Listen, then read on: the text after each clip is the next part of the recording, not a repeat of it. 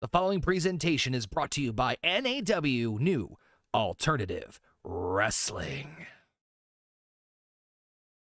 What is going on, everybody? It is yours truly, Kayfabe, and of course, joined with me by the wonderful tattooed mama herself, Heather. Welcome, everyone, to NAW New Beginnings. We are here to kick off 2022, hopefully a little bit better than 2021, as we're going to bring you some fantastic pro wrestling action. And Heather, how are you doing this evening?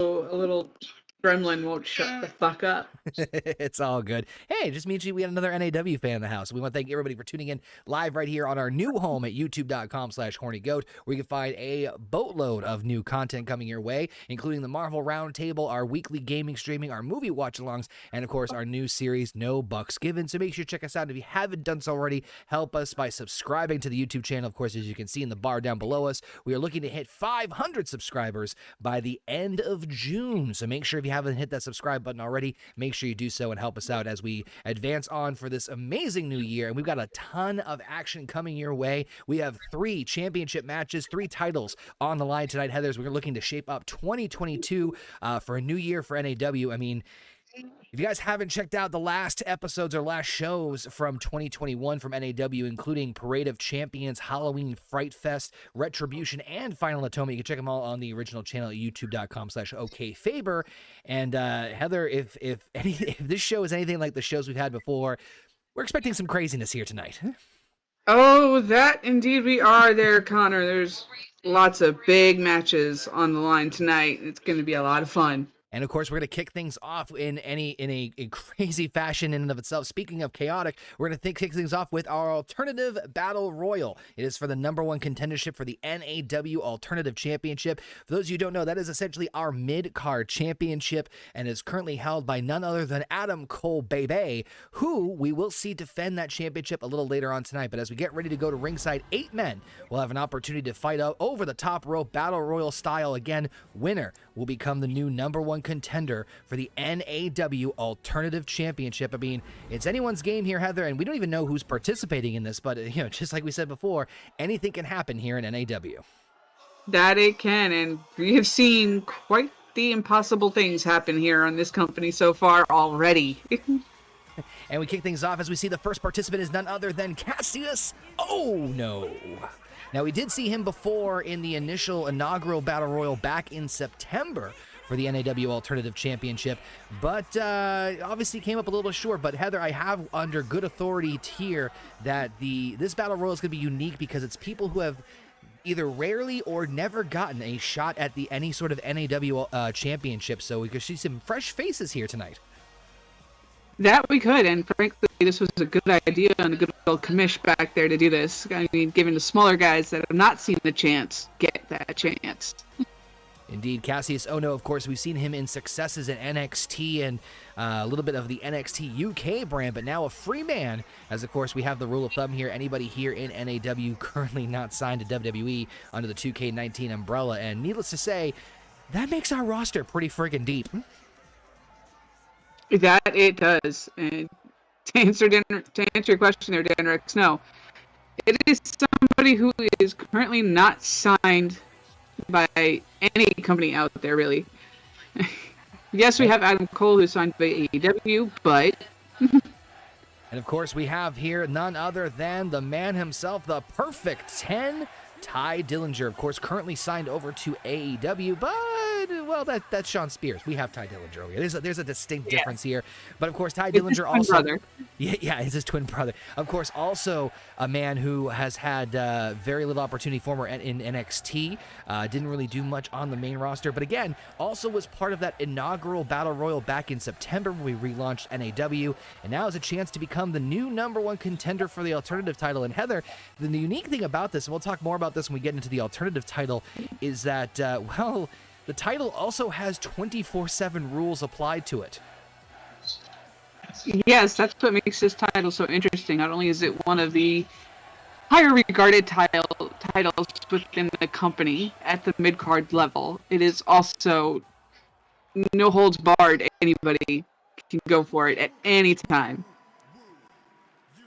And again, 8 men will be participating in this, and oh man, here comes a man who has been making certainly a splash as of late on the independent scene. We're talking none other than Zack Ryder. Woo, woo, woo. You know, this is actually Zack Ryder's first time appearing on a main NAW show. Those of you who might have seen our show back in September did see him on the kickoff show as part of a tag team. And now it's an opportunity for Zack to once again showcase his abilities on his own, going solo, possibly for a shot at that NAW Alternative Championship. Yeah, it'd be a big shot for him, too, because not only is his career in GCW going so well, he's hoping to get his career here going as well. Again, it's eight men in this matchup. Anyone's game could win this one. We want to give, of course, love to everybody in the chat. Of course, we've got Daniel, Weidland, Alpha, Jurgen, all joining us. Thank you so much for tuning in. And oh man, here comes Zack Ryder's well-known tag team partner, again, former WWE Tag Team Champion, none other than Kurt Hawkins, facing the facts that we could see him as the next #1 contender for the Alternative title. Yes, he is most known for his incredible losing streak while he was with WWE. So, hopefully that doesn't follow him here. Agreed. Again, we haven't really seen him in terms of much major action here in NAW, but that could change for the better here, as again, this is a Battle Royal, anyone's game here, Heather. Skill strategy is a little bit different in the Battle Royal versus a standard match, so it's a chance that, well, you know, the typical standard matchup strategy is going to look a little different in terms of just getting somebody over the top rope. Plus, you've seen Battle Royals, we've seen Royal Rumbles, in terms of maybe we see people team up and double team, and who knows what's going to happen in this Battle Royal. That's the beauty of it. Absolutely. A Battle Royal is always one of my favorite ways to settle a dispute between a large group of people. Oh, man, and here comes a man who I'm personally picking to win this Battle Royal. Didn't know he was in this one, but this one is my personal pick. None other than the former Ethan Carter III, former TNA World Heavyweight Champion, EC3. Yes, the boy of wealth and knowledge when it comes to the wrestling world in and of itself has made his reemergence into the squared circle and the most violent world entertainment.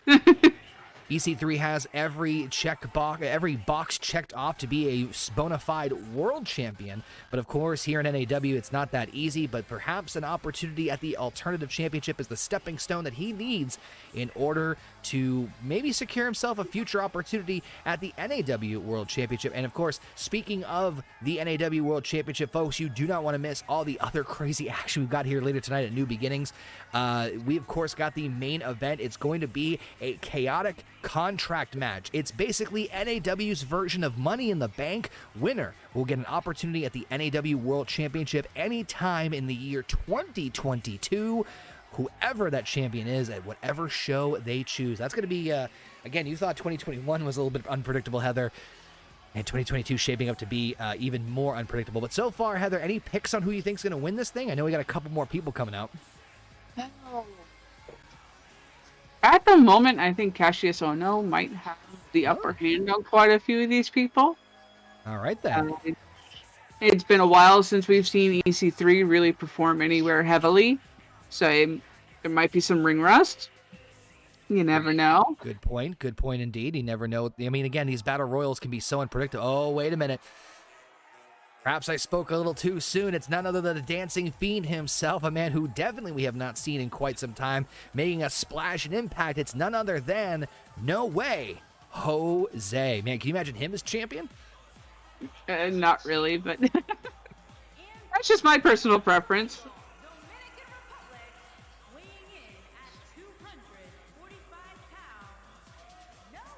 Always the man to bring the party wherever he goes. Another man from the NXT Developmental Center in Orlando, Florida. Again, not really getting much of an opportunity, but hey, opportunities are knocking here in NAW. And like I said, folks, we got other great matches for other opportunities. I mentioned the chaotic contract match later on. We've got, again, three championship matches plus a cruiserweight triple threat match coming up after this matchup, where the winner gets a shot at a future shot at crowning our inaugural Cruiserweight champion. So much action still to come here. Plus, we got announcements about our next big show in February. So much action here. about as much action as No Way's hips are providing right now here at New Beginnings tonight. I think his hips are lethargic compared to our action. They just draw the eye in. I can't help myself. And shout out to Trek also joining us in the chat as well. Thank you so much for popping in, Trekopedia. Much appreciated to everybody who's joining us live here on the replay. And again, if you guys are new here, hit that subscribe button, hit the like button as well. Always appreciate you guys checking out NAW as we got some great shows coming at you in the near future.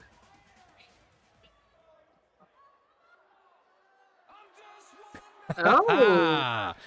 He's got kids, folks. He's just one man. He's got kids. His shirt says it all. Former inaugural SmackDown Tag Team Champion, none other than Heath Slater. Man, you got to talk about, like, you know, unpredictability of who's going to be in this Battle Royal. We have one more participant left in this Battle Royal, Heather.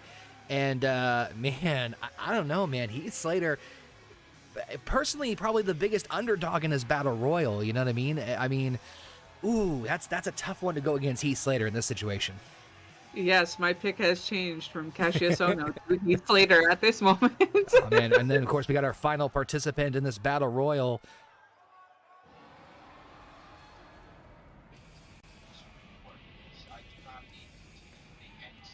Oh, no. It's former ECW heavyweight and television champion Rhino is the final participant. Yeesh, this one's tough, Heather. I don't know, man. Rhino is, for lack of a better word, a beast to contend with on his own, and now he's here for the first time in NAW.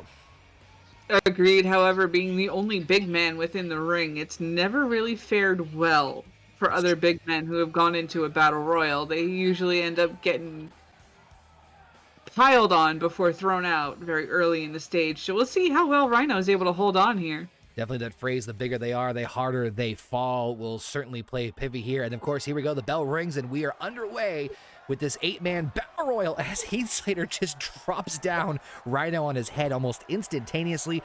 We're going to try and do our best here to do the coverage here, folks. But I mean, it is just pure bedlam to start this off. It is going to be hard for us to stick on just one set of pair-ups through this, so you're going to have to bear with us as Ty Dillinger's gotten a chop from hell. And just like that, automatically our first elimination, unfortunately, was Heather's pick. Heath Slater is out of the Battle Royal just like that in mere seconds in this one. He's just one man. He's just a one-man band, and it didn't seem to be enough. And there goes my pick. EC3 eliminated by No Way Jose. Heather's been less than a minute, and 2 men have already been eliminated. Yes, indeed, and of course, it's both of our picks, but... Damn it, we're going to have to re-strategize here. Of course, still in this matchup, it's still in this Battle Royal, No Way Jose, Cassius Ohno, Zack Ryder, Rhino, Kurt Hawkins, and the Perfect 10, Ty Dillinger. Again, folks, #1 contendership for the NAW Alternative Title on the line. And don't forget, later on tonight, the NAW Alternative Title is being defended as champion Adam Cole faces against 2 former champions in Eric Young, the leader of Sanity, and the original OG champion himself, Hideo Itami, as we see No Way Jose with almost like a crucifixion powerbomb right onto Cassius Ohno. See, Jose wasted an opportunity to get him out of there and have Rhino literally be the biggest man in the ring. No, Cassius Ohno's on the ropes there, not looking good there. That was Heather's original pick here. Oh, no, indeed, oh no. And Cassius Ohno has now been eliminated. Heather, we're not doing it with our picks so far. We're down to... We are not, and Rhino took a hard hit there. I'm going to switch my pick over to Rhino being the winner of this one. I know we said that the bigger they are, the harder they fall, but I'm going to go with Rhino on this one so far. Well, now, because my picks are changing every 2 seconds. As we see, looks like Ty Dillinger is trying to eliminate Kurt Hawkins while Rhino's working on No Way Jose. Zack Ryder's hanging on the ropes there, not looking good for Long Island IZ, and... oh, man, hard forearm to Ty Dillinger's back there by Hawkins. There we see some more teases and just constant little back and forth. Again, this would be the time, Heather, for the double teaming to happen if these guys wanted to get, narrow down the competition, as we see Zack Ryder's trying to take out Rhino. No Way Jose, again, another missed opportunity there. He could have helped eliminate literally the biggest man in this matchup. Yes, indeed. And Ty Dillinger was nearly eliminated there, but he was able to get himself back in with a distraction by No Way Jose there on Hawkins. Now we're getting so tongue-tied. There's so many. Oh, man. Oh, wow. Nice counter there by Kurt Hawkins as Rhino's getting back to his feet. Beautiful power bomb by Zack Ryder. And Hawkins getting a little cocky over there. That's a little dangerous to be so arrogant, especially over near the turnbuckle where you could be very easily eliminated as Ryder's over there with my pick, Rhino. Come on, I'm sweating bullets here. Good thing I don't have money riding, no pun intended, on this matchup. Ryder is not being very smart there, letting Rhino regain his energy. Of course, want to hear from you guys in the chat on who you guys think is going to win this matchup. Of course, we got a lot of people saying, we got Daniel Weiland saying, no way Jose going to win here. And I mean, listen, we've been wrong about our picks, so your guesses are as good as ours at this point, ladies and gentlemen. Exactly, and no way Jose is taking the easy way out here. We're taking a rest in the back. That could be a smart strategy in disguise. I mean, obviously, you know, you want to try to eliminate as many people as humanly possible, but also stamina is key in these matchups. And, oh, a little sidestepping interference there. Atomic drop by Ty Dillinger. And got Zack Ryder and Kurt Hawkins both taking a nap on the ring apron while Ty Dillinger goes after Rhino here. Again, anything can happen. Of course, you know, battle royals are absolutely insanely unpredictable. Again, remember we had that battle royal back in September that crowned Hideo Itami as our inaugural alternative champion. Seemed only fitting to have the next big contender win in the exact same fashion. And oh wait, Rhino and No Way Jose are in deep trouble here. Not looking good. They will save themselves. It's crazy how we got so many fast eliminations right off the bat, and now the slower pacing. This is where that stamina definitely kicks into play. Now the former tag team partners Hawkins and Ryder seeming to go locking up as we see No Way Jose and Rhino. I think Heather, just in this, now we're down to the final 5. I think Rhino is probably going to be the biggest threat, not only because of his size, but also the experience factor. But again, battle royals can be so unpredictable. That they can, but our competitors are not really doing this the smart way. They are not focusing on Rhino. They are letting him regain energy with every time he takes a rest. No kidding. No Way Jose just back. Oh, come on now. Hawkins was able to sidestep a charging Rhino, and Rhino is now eliminated. And there goes No Way Jose. So now we're down to the... This might be Ty Dillinger's night. This is down to the final 3 now as Ryder is ready to do the Rough Rider onto his former tag team partner's face there, as we are down to Ty Dillinger, Zack Ryder, and Kurt Hawkins. Again, the #1 contendership for the NAW Alternative Title is up for grabs next month at Cold Front, which we'll talk a little bit more about later on the evening, as Ty Dillinger and Ryder seeming to go at it. Hawkins trying to get some momentum. Crowd is going berserk as Ty Dillinger now... Look, he's... Oh, wait. Hawkins has an opportunity to help double... There we go. Finally, a double teaming effort. And there goes Ryder. Down to Hawkins and Dillinger here. It's quite the interesting matchup. Battle Royals, as we said, extremely unpredictable as Kurt Hawkins plants down Ty Dillinger. Man, what a matchup. And this is only our opening contest. Indeed, this is definitely proving itself to be worthy of the NAW screen time. And anything can happen here in NAW, and of course, it is a night of new beginnings, which means new rivalries will begin, old ones put to bed, and new contenders for championships, as we see Ty Dillinger now taking things to Kurt Hawkins. Oh, wait a minute. Now Fireman's Carry. Oh, that looked... Me and Heather both had this like scared look on our face. Yeah, they're not looking good there. Ty Dillinger in full control. Seems he's having trouble deciding what side of the ring he wants to go. There we go. My final pick.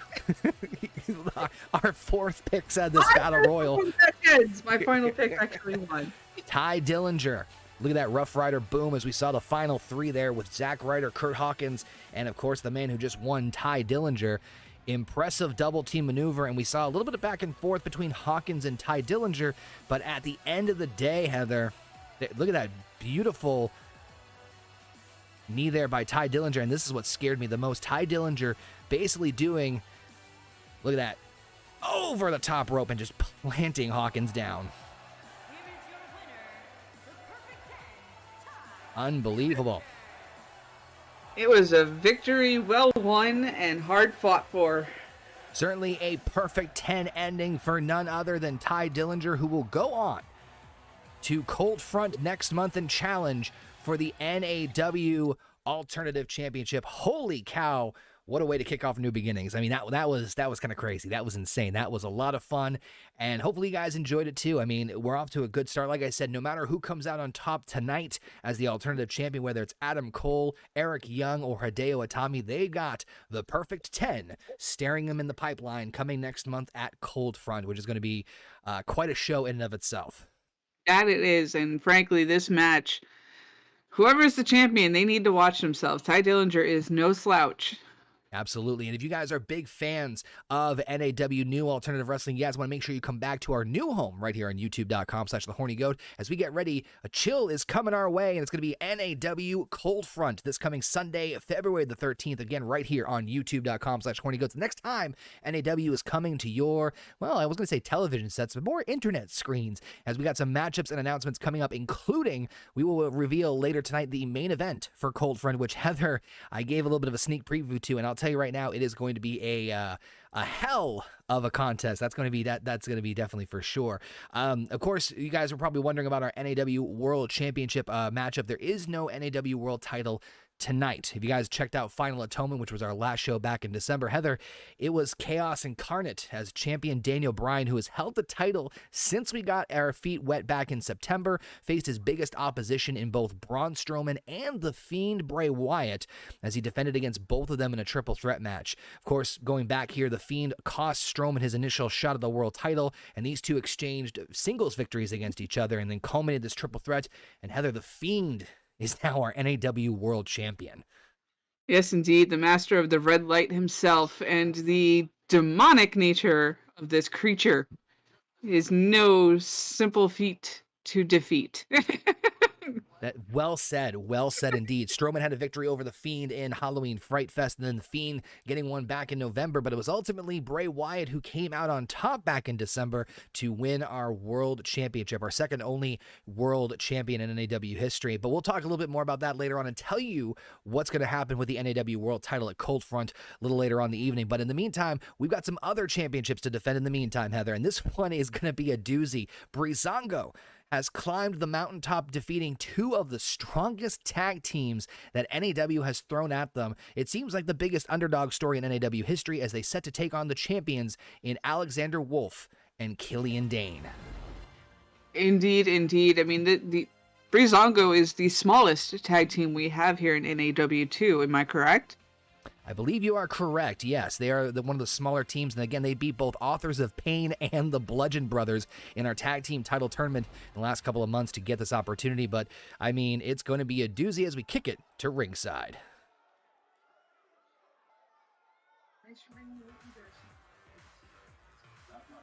Again, the underdog team, the Fashion Police themselves, who nobody in their right mind thought was going to win this entire tournament, ultimately now has a shot to become the next NAW Tag Team Champions. They've gone through the ranks and they've beaten just about everybody in the company here to get this shot, so they are more than worthy. Of course, shout out to Tim in our chat, who is proclaiming his love of Jell-O and wanting some Jell-O.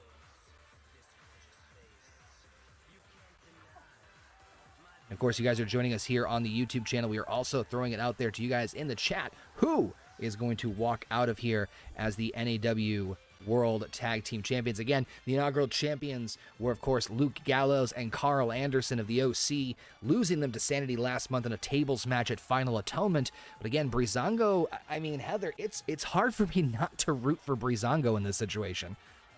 Oh, absolutely. They're my pick to win for tonight, considering that they've beaten everybody else. And of course, NAW has one of the deepest tag team rosters in all of wrestling. FTR, Bludgeon Brothers, Authors of Pain, Breezango, Gallows, and Anderson, the Colognes, Sanity, the list goes on and on. And speaking of Sanity, here come our tag team champions. Yeah, these two no slouches themselves either. They've been through the ringer to get these belts. Sanity, of course, had that crazy 6-man tag team matchup with Adam Cole and Gallows and Anderson with their leader Eric Young back in November. And that was personally one of my favorite 6-man tag team matches in recent memory. But Sanity finally stepped up their game, getting one final shot against Gallows and Anderson last month in that tables match. And all it took was one table to break to give Sanity their break and become the new NAW World Tag Team Champions. But yeah, going back to what you just said, Heather, I mean, Breezango has been on a dominating streak lately. I mean, size is definitely, they say size matters, but I think in this case, it's not the size, it's how you use it there. That's what it's all about, folks, those gorgeous NAW World Tag Team Championships. Could we see the first title change in 2022 here in NAW? Let's get the announcements out of the way.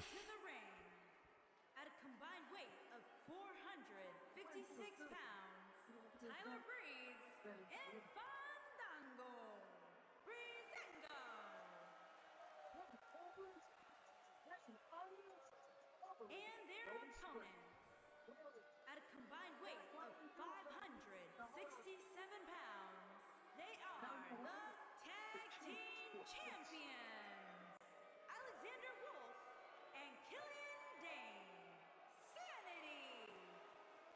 Tonight, I'll be eating pork dumplings with boxes. Thank you. I used to be my favorite song, but I realized I'm pork in a box. The best stuff is what's in it. There it is, the NAW World Tag Team Title. Shout out to Rayshawn joining us in the chat as well as we get ready, and the votes are still underway in the chat. So far, the crowd also with us in terms of Breezango thinking they're getting the victory here as Alexander Wolf and Tyler Breeze kick off our first championship match here in NAW in 2022. Tag titles are on the line, and Wolf is definitely, talk about unpredictable, he definitely fits that characteristic. Oh, absolutely. Sanity is the craziest tag team we have on the roster, and the fact that they do not care what harm they do to themselves so that they can get the victory. So Tyler Breeze and Fandango. I think I'm going to go with you on this one, Heather. I think Breezango, this is definitely their time. They've reunited recently as we see Alexander Wolf get that tag into Killian Dane. But you got to wonder that they're, with despite their accomplishments, even if they capture the tag team titles now, as Killian Dane just tosses Tyler Breeze wisely getting out of harm's way, that is probably going to be their big hurdle here with Killian Dane. But I mean, again, they've beaten both Authors of Pain and the Bludgeon Brothers as Killian Dane. I spoke maybe a little too soon. Oh, whoa, look at that counter there.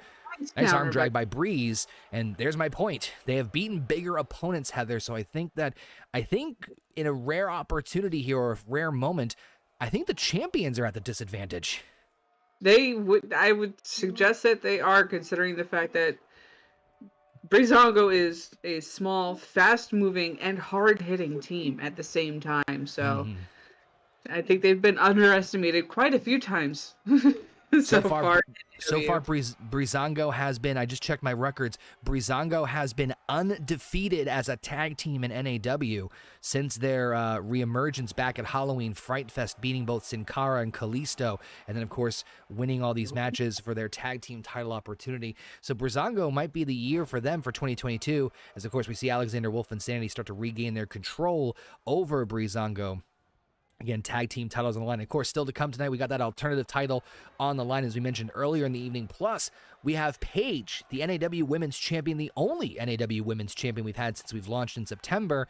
She's going to be challenged against an unknown opponent, and she's already beaten the likes of both Mickie James and Ruby Riott in singles competition, so Paige is also on a roll. Plus, of course, the chaotic contract match. Still so much action here coming at you as Killian Dane comes at Tyler Breeze, nearly destroying what's left of his liver with that double axe handle off the top rope. And then, of course, Breeze, though, looking to try and get that hot tag in, but Killian Dane wisely cuts him off. This is the strategy Killian Dane and Alexander Wolf are going to need to follow throughout this entire match in order to beat Breezango. You also have to figure, Heather, as we mentioned earlier, there's so many tag teams in this division, right, that even if Breezango gets the victory here, another beautiful reversal with the arm drag by Tyler Breeze on the Killian Dane, that they're going to have the biggest bullseye on their target, on their backs. And we have a lot of teams that are gunning for them as Killian Dane goes for the first pinfall attempt here. Cover 1, 2 and no. Tyler Breeze wisely and is able to get the kick out at 2. You have to figure that like it's going to be somewhat of a bittersweet victory because we have, again, it took them to beat Authors of Pain and the Bludgeon Brothers just to get here, let alone keeping the championships is another thing. It's one thing to try and go for a title. Keeping a championship is a much harder task. Always is, and it doesn't matter what the championship is in this industry. You, as soon as you have gold around your waist, you are a dead man walking or a dead woman walking. Of course. Oh, there's that power bomb by Killian Dane. Tyler Breeze not looking good, even though he's been relatively holding his own against both men. He needs to get that tag in to a fresh Fandango. Oh, another power bomb by the Beast of Belfast, known as Killian Dane. Oh, and now Killian Dane, Irish whip into the side there. Oh, whoa, jeez. It looked like a spinning elbow into almost like a lariat. I blinked too quickly. You are correct. Tyler Breeze has been in this match since the bell has rung, and he has taken quite the beating. So he needs to get over to Fandango as quickly as he can, but Dan is doing a great job at keeping him in with that spear right there. You also have to figure that Sanity has a similar method and mindset, too. They've been battling Gallows and Anderson almost the latter half of 2021 since we started NAW back in September, and they've been wanting these tag team titles for so long that they're going to do whatever it takes, especially in literally their first title defense since becoming champions back last month in December, as Killian Dane, nice Irish whip there, and he's holding on to Tyler Breeze, but Breeze needs to desperately get that tag into Fandango, and it's not looking good for Prince Pretty here. It is not. He either needs to get lucky and make the tag. Speed the devil. There it is. Here comes fresh face Fandango, series of rights, Killian Dane blocking. But, man, that was the best thing that could happen to Breezango right now. And there you see Fireman's Carry. Nope, Fandango's coming right back in here. Leg cut up on the ropes. Doesn't matter. He still has a beautiful enziguri. That's the one thing about this man with his jiu-jitsu background that he claims to have. He has quite the amount of balance on his feet. Fandango now taking control back over for Breezango as the tag team championships are up for grabs. Killian Dane not looking too good. Nice spinning heel kick by the ballroom dancing sensation that is Fandango. Top rope going high rent district. Beautiful leg drop cover onto Killian Dane. Could we see the first? Wait a minute, referee's not anywhere nearby. I think Alexander Wolf was distracting him. Cover 2, and he does it. Holy crap, even with that long delay from the referee not paying attention to what's going on in the ring, Breezango is our new tag team champions. My goodness, even with an extended distraction from Alexander Wolf, we have ourselves new NAW World Tag Team Champions as once again Breezango climbs the top of the ladder, no pun intended, and defeats Sanity. Poor Sanity, first title defense, loses, but what a story for Breezango, beating 3 of the biggest teams, both figuratively and literally, in NAW. There's that beautiful spinning heel kick, and Heather, we got ourselves new tag team champions. That we do, and frankly, I called it at the beginning of the match here. I mean, they've cheated thus far, so hopefully they can keep these titles for a little bit before they are pummeled to the ground by a new tag team. New contenders for the championship belts. It is certainly we shall see how the future goes for Breezango here. It is certainly new beginnings in NAW, and what better way for a new year for Breezango than as NAW World Tag Team Champions. Congratulations to Tyler Breeze and Fandango capturing. I mean, man, it was the second Fandango got in that matchup, Heather, that just like off they go, and they were they're the tag team champions. I mean, that's crazy to think that, right? Absolutely. I mean, Tyler Breeze was in there from the start of the match, and he was looking tired by halfway point of this match. So he definitely needed Fandango to come in. Breeze taking the pounding in that one, but ultimately was probably the best thing for them. And just again, despite even a referee distraction, Breeze and Fandango roll into 2022 as the NAW World Tag Team Champions. Absolutely incredible. I want to thank everybody for tuning in here on the YouTube channel. Again, joining us in the chat, interacting with us right here on Horny Goat. And again, if you guys haven't subscribed already, make sure you do so. We've got, of course, tons of content. We're available now on your favorite podcasting platforms too, with our shows like the Marvel Roundtable and No Bucks Given. If you missed our latest episodes, they're all in the archives, so make sure you do definitely check those out. But speaking of championships, Heather, we got to keep on rolling things in here as we are getting ready for our next matchup. This one is all about one of my personal favorite divisions, the NAW Cruiserweight division that's coming up. So, of course, last month we announced back at Final Atonement, we're going to have 3 triple threat qualifying matches over the course of 3 months. And in March, we're going to be crowning our first ever NAW Cruiserweight champion. Kalisto won his match last month at Final Atonement, and now it's a chance for another triple threat. Arya Davari, TJP, and Sin Cara are going to fight up next for the right to challenge for that Cruiserweight Championship. Yes, it's going to be quite the interesting night tonight with this Cruiserweight division getting its kickoff. We've got 3 former Cruiserweight contenders, of course, both TJP and Arya Davari, part of 205 Live in the past, and who knows, Sin Cara has had a bit of a rough start here in NAW, but this could be a chance for redemption as we kick it to ringside. Thank you. The following contest is a triple threat match. Making his way to the ring from Minneapolis, Minnesota, weighing in at 190 pounds, Of course, we talked earlier, Heather, about the idea of, opportunities and giving new opportunities for people, such like in that Battle Royal earlier for the Alternative Championship. This is certainly another one for a lot of the Cruiserweights here for NAW with, of course, the recent merger of the NXT Cruiserweight Championship as NAW introduces its own Cruiserweight title as we get ready for Arya Davari to possibly get some of his own redemption. Who knows? He might find his way into March to crown himself the Cruiserweight Champion. We could be seeing the first Cruiserweight Champion here as TJP, former Cruiserweight Champion himself, gets his way down to ringside. Yes, indeed. It's going to be an interesting night with this match right here, considering we haven't seen TJP in a while. Indeed, that's the beauty of NAW. Again, it's a revolving door. You don't know who is going to pop up here. And speaking of not knowing who's going to pop up here, of course, we also want to thank Canadian Basement and Jet the Hawk for joining us in the chat. What is going on, folks? And of course, we just threw the poll up in the chat of what you guys think is going to happen. Who do you think will walk out of here as the next qualifier for the Cruiserweight Championship? So far, Canadian Basement saying he can't wait for the Sin Cara botch, which can't necessarily say I blame you. Sin Cara did win his initial match back in September against Kalisto, but we have not really seen much of him since his loss in a tag team match at Halloween Fright Fest. And TJP, former Cruiserweight Champion, Heather, I'm gonna go with TJP on this one, honestly.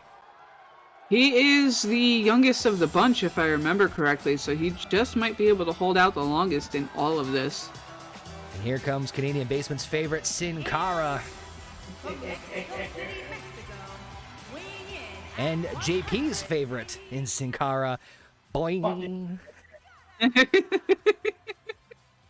And again, folks, Kalisto will go into March for the triple threat matchup. This will be determining the second spot in that matchup. The third spot will take place at Cold Front, which is our next show in February. It's going to be a triple threat matchup. It's going to be quite an interesting triple threat. We'll go over that in just a second, but let's get ready for Arya Davari, TJP, Sin Cara, who is joining Kalisto in March for the Cruiserweight Championship matchup. The bell rings, and let's find out. If you guys are a fan of high-flying Cruiserweight action, this is definitely going to be the match for you. Well, there's already a Sin Cara botch right at the front there. He went in and tried to attack the referee. What is he thinking? It didn't take very long, as of course Basement called it. And folks, just as an announcement, in Cold Front, which is their next show in February, the final triple threat Cruiserweight qualifier will be, are you ready for this, Heather? It's going to be Grand Metalik, Oni Lorcan, and Johnny Gargano.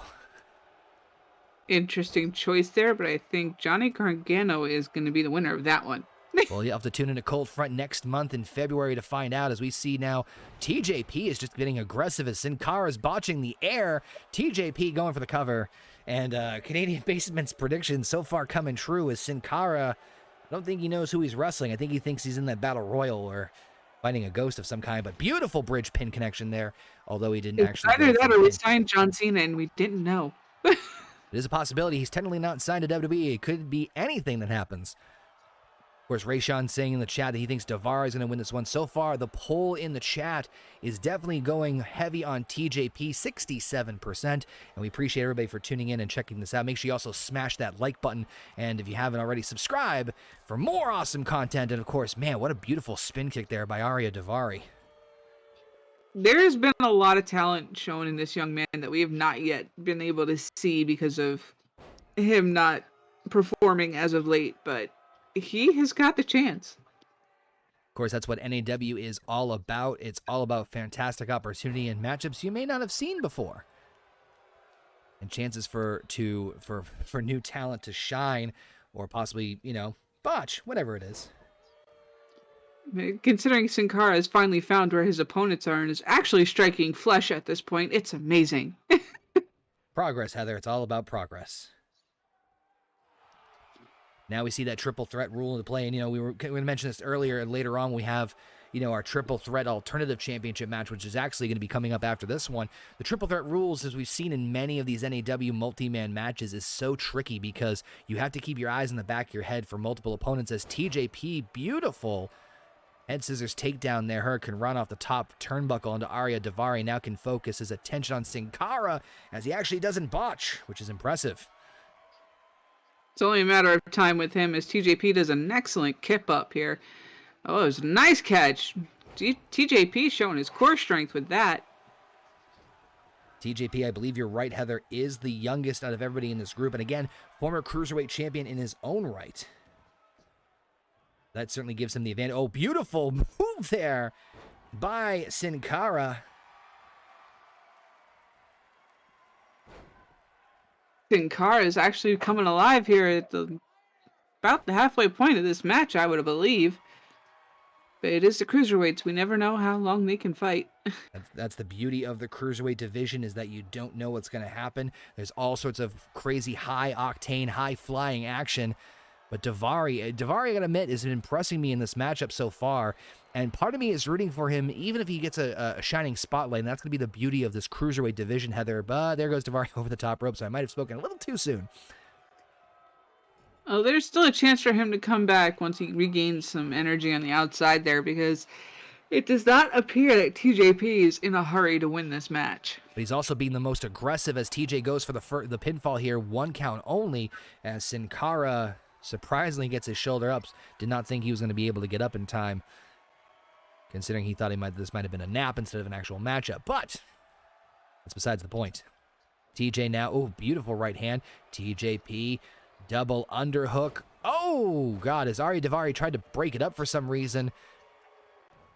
Some sort of insane. A lot happening there in just a few seconds. My brain just went, what the fuck? Still going to blame Sin Cara for that botch as Arya Davari sneaks in, goes for a pinfall on Sin Cara too. Ooh, that was dangerously close as Arya Davari almost punched his ticket to our show in March. Springtime Slamboree, which we'll have more details in the coming months.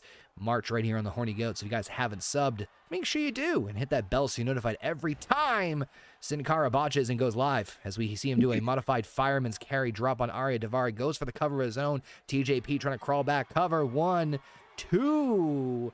Now we're getting some close near falls here, Heather. Now it's the nail biting moment. Money is still on TJP here as he looks like he's setting up for a modified. Oh, and there's that kick. A go to sleep maneuver. Let's see if it worked. 2. It did it! Lo and behold, TJP, and shout out to the Cold Bone Show also joining us in the chat. TJP punches his ticket for March as he joins Kalisto in 2 months' time to challenge for the inaugural Cruiserweight Championship. This is going to be a hell of a matchup in March, Heather. It is going to be a great match. Whoever wins this match is going to definitely deserve that title. Now you see, like we mentioned before, great performances by Arya Davari and TJP. Sin Cara, we'll have to talk to him in the back. But anyway, either way, TJP and Arya Davari put on one hell of a clinic. Some impressive moves by Sin Cara when he wasn't fighting the referee or the air, and came really close in a couple of instances. But alas, it was ultimately TJP coming out the victor here. So again, TJP will join Kalisto And there you see him taking his victory lap around the ring there. A well-deserved win. Can't say we blame him on that one. Could we be witnessing the very first ever NAW Cruiserweight Champion? Folks, you're going to have to tune in March at Springtime Slamboree to find out all about that one. But that was an impressive matchup, impressive win for TJP. So we've got ourselves new tag team champions in Breezango. TJP's joining Kalisto for the Cruiserweight. I mean, we still have 2 championship matches, plus our chaotic contract match, which is essentially NAW's Money in the Bank ladder match. Telling you how these NAW shows just keep. I feel like when we just think we've seen everything, we see Sin Cara drop kicking the air randomly. Yes, and trying to punch the referee at the very beginning of the match, thinking it's a fatal 4-way instead of a triple threat. But we will have Sin Cara evaluated and probably put him out to pasture eventually. We'll have to work into his contract and negotiation skills. But again, I got to give love to everybody who's joining us in the chat again here on YouTube. And of course, if you guys love the banter that is the Horny Goat and love everything, talking about some weird stuff in the world, and of course just kind of just shoot the breeze and just talk style shows, make sure you check out our new show, No Bucks Given. First 2 episodes are up here and also on your favorite podcasting platforms under the Horny Goat Podcasting Network. You can check out all those previous episodes. And we had some fun ones last night. We talked about psychedelic therapy. We talked about all sorts of political controversies and warming up testicles. So needless to say, it was an interesting show, to say the least. Yes, the show last night bounced around to several different topics. That it's not for the immature mind, unless you are 30 years old with an immature mind. Then please go right ahead. Yes, yeah. Make sure you guys check out No Bucks Given, one of our personal favorite shows to have, and we're doing it every single Saturday night right here on youtube.com/hornygo. But speaking of craziness and speaking of, you were mentioning about triple threat matches turning into fatal 4-ways, let's talk about our next triple threat match. It is for the NAW Alternative Championship. We know Ty Dillinger, is the next in line for the Alternative Championship at Cold Front, which is going to be our next show in February. But we have an interesting story here to tell, Heather. So Hideo Itami was our inaugural champion, lost the championship to Eric Young a little later on. And then Adam Cole last month in December won it from Eric Young. But it didn't end there, Heather. 24/7 rules. Hideo Itami actually attacked Adam Cole backstage trying to recapture the championship, but failed. So now, instead of a traditional rematch clause, which both Eric Young and Hideo Itami are granted in this case, it's going to be, let's just throw them all into one matchup here, and it's winner going to be take all. So it's NAW Alternative Title Triple Threat rules. This is going to be the fight for the ages, I believe. All 3 of these competitors have had very extensive careers and are extremely talented as well. So, I mean, literally, we have the inaugural champion and we have the inaugural, the former, and the current champion all in one matchup. It's anyone's pick. Could we possibly see not only a title change, but the first ever 2-time alternative champion? Let's see what happens as we kick it to ringside as Hideo Itami, the first ever NAW alternative champion, looks to reclaim his prize.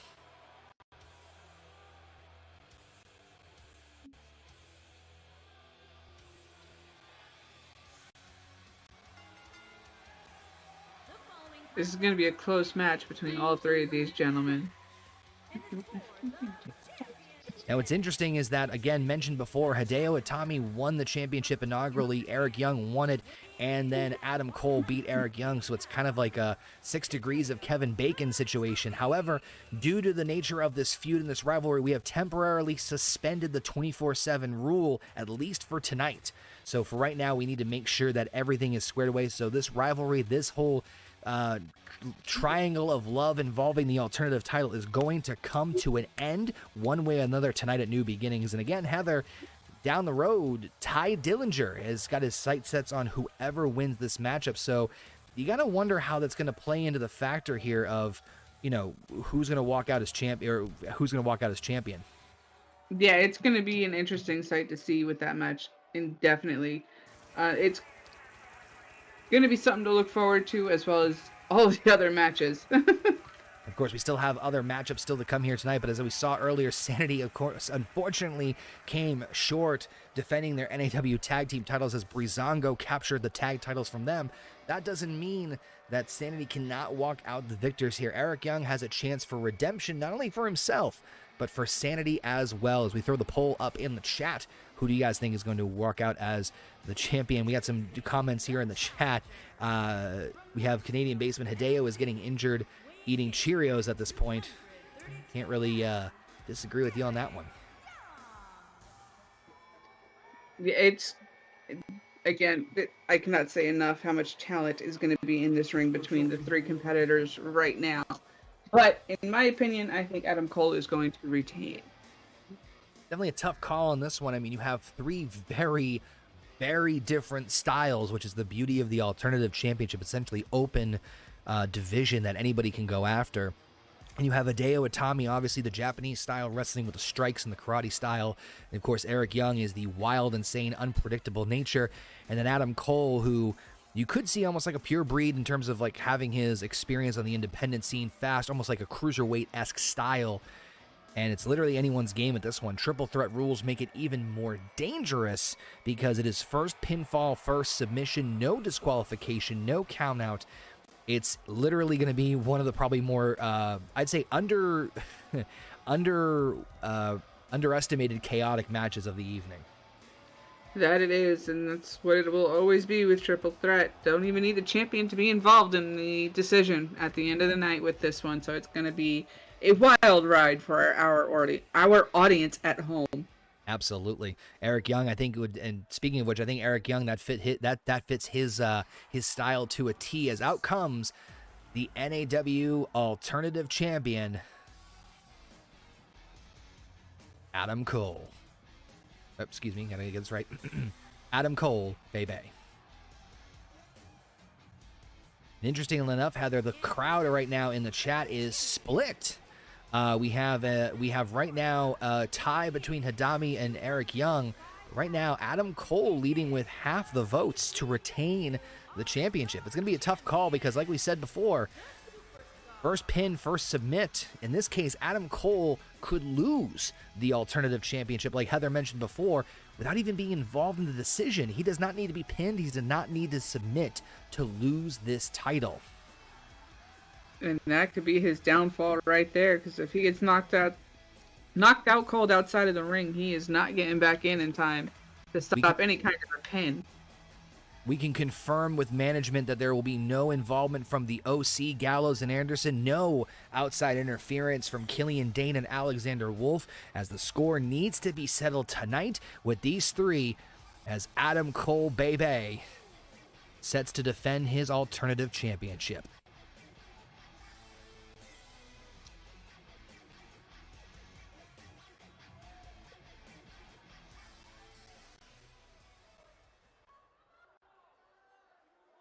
That's what it's all about right there. One of the most unique championships in all of wrestling, the NAW Alternative Title.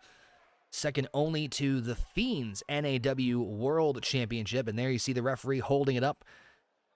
The NAW Alternative Title, of course, modeled after a very classic style and a classic, well-regarded ECW television title.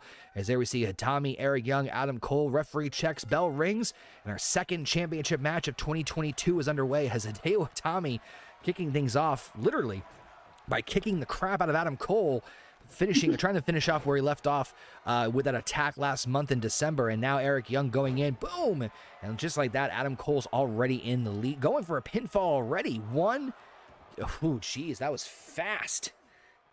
Surely Adam Cole realizes it's going to take a lot more than that to keep fucking Eric Young down for long. Absolutely, and of course, folks, don't forget, if you're just joining us, Breezango winning the NAW Tag Titles. Oh, Hideo Itami with a roll-up on Eric Young.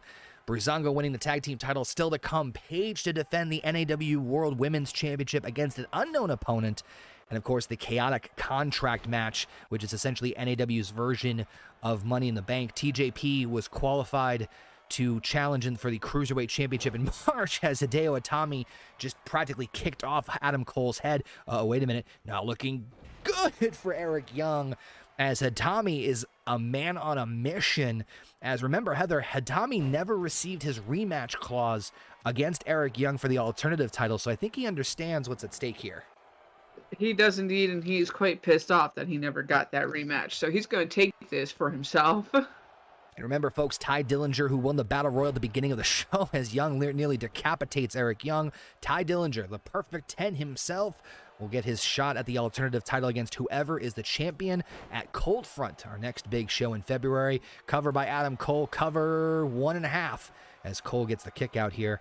And remember, Heather, we've got a massive, and I do mean massive, main event to announce for NAW Cold Front involving The Fiend and the NAW World Championship. And folks, trust me, you're going to want to stick around to hear about this one. I told Heather before the show, and is it going to be a doozy? It could be arguably the biggest main event in NAW history so far.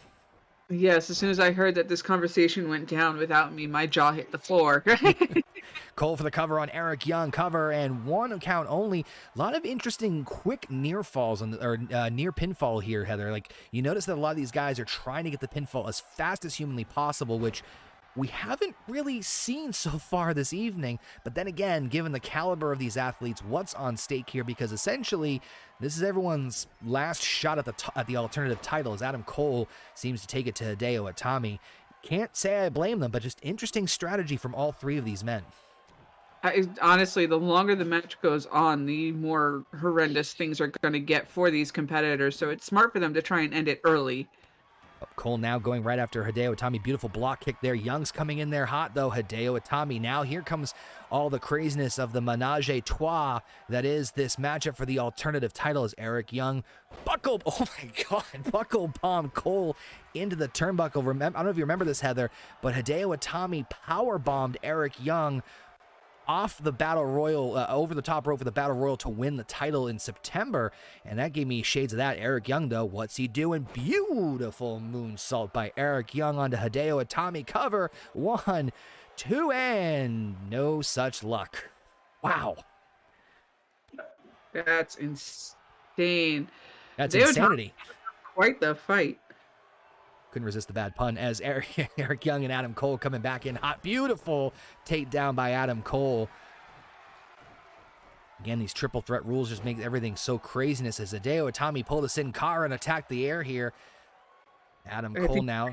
Question is, he could not tell what to attack there. Running on such adrenaline highs, it's hard to, it's sometimes easy to make mistakes in this one, as Hideo Itami is, nice little tease kick there. Eric Young back on his feet here. I think Eric Young it looks like he's setting something up here. I'm not sure what he's doing, or he's throwing a temper tantrum, as Cole now, wait a minute now, Eric Young, nice belly-to-belly side suplex there on Hideo Itami. Beautiful spinning heel kick on Adam Cole. He's trying to clear the ring now. Eric Young wisely trying to go after the champion. Cole, though, beautiful counter. Cole's going to look like he was going for a super kick. Sidestepped and missed, and oh my God.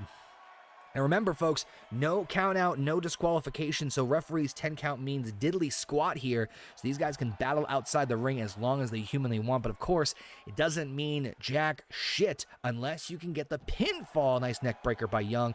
The pinfall, the submission inside the ring. Hadami back on his feet, back in the ring here. Now Young realizing it, that Adam Cole might be out of this entirely, and this is Young's opportunity to win the championship here. You can tell Hadami's pissed. Another belly-to-belly suplex here.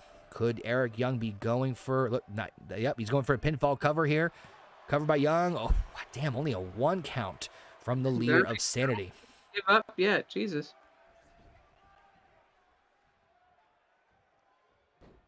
Whoa, nice, beautiful count. Nice arm drag there by Hideo Itami, trying to get a second win here. It's literally anyone's game here, folks, and still to come, we've got that tag team match with Samoa Joe and Jericho. Young with the cover as Hideo, I can't even talk.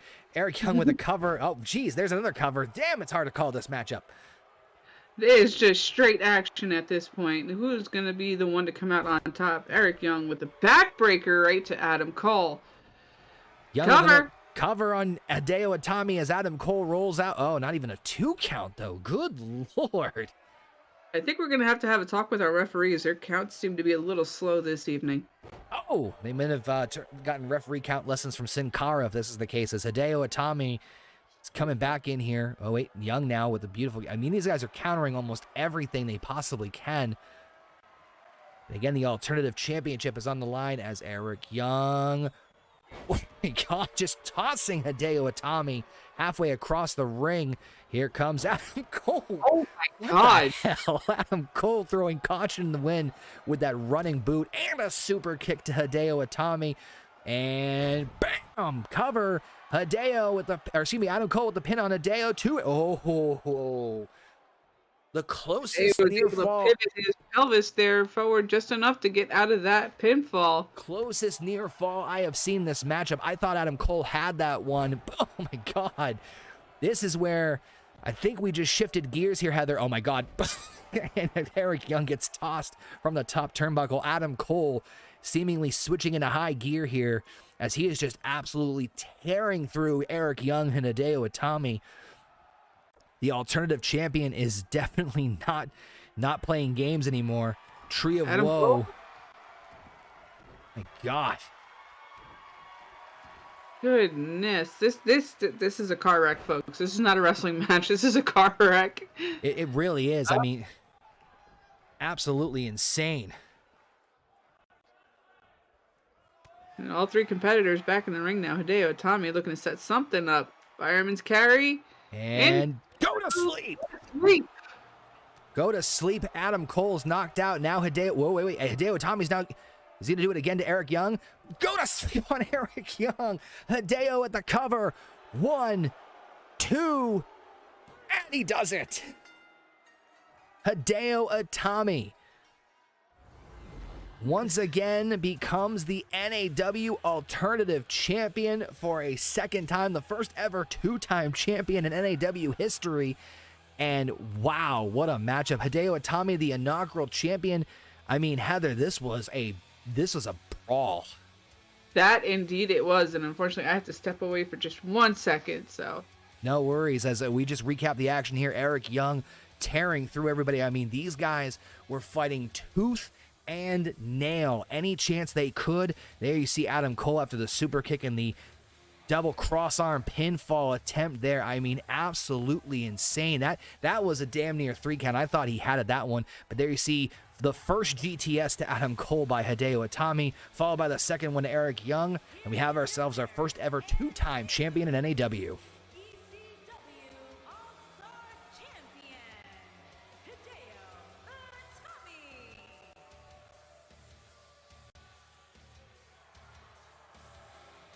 Congratulations to Hideo Itami for recapturing the NAW Alternative Championship. I mean, that was just an absolutely brutal fight between these three men.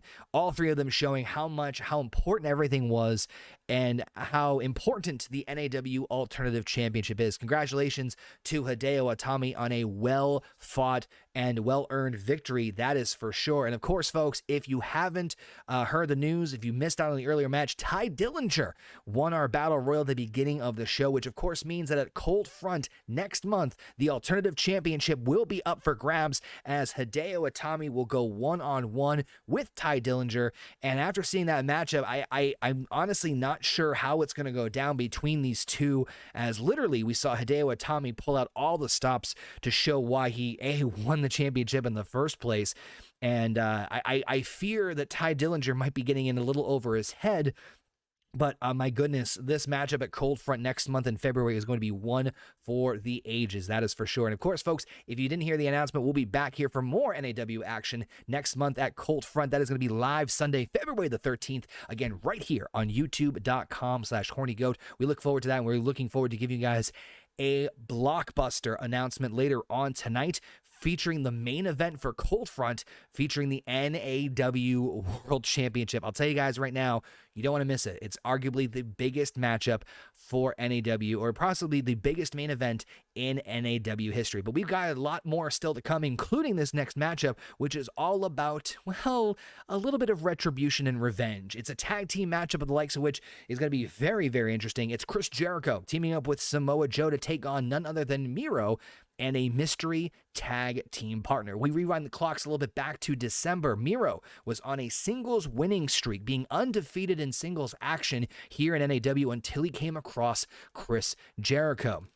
Unfortunately, a distraction from Samoa Joe at ringside ultimately gave Miro his first major loss, and now he's seeking a chance to even the playing field, as it were, as he's looking to take on Jericho and Samoa Joe in tag team action. But this time, however, he's bringing along a tag team partner for the ride. So, Heather, I mean, it's going to be an interesting little tidbit here to see how it's all going to be playing out on who's ultimately going to be the mystery partner for Miro as he's looking to finally get revenge on, well, Joe and Jericho costing him his only singles loss in NAW history.